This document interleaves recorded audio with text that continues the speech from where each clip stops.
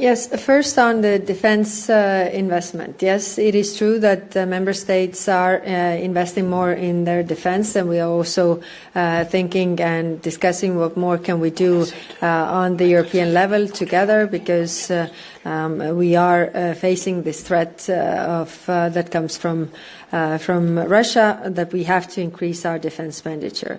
Now, we have the EPF, and as I mentioned, it's 1 billion euro. Can I predict for the future? Right now, I can't. I mean, we have the discussions when it comes to the MFF, but that starts from 2028. So currently, we have issues with the EPF, funds being blocked. So these are our internal issues that we need to deal with before we can move on. And what comes to condemning the action, then we have been also stating from the European Union side. I mean, even yesterday, very strong statements regarding the humanitarian aid blockage that has to stop.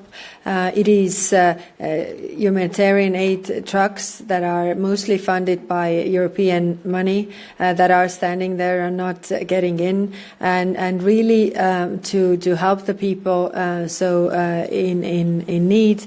In Gaza specifically, so we have been also on the same line. Thank you.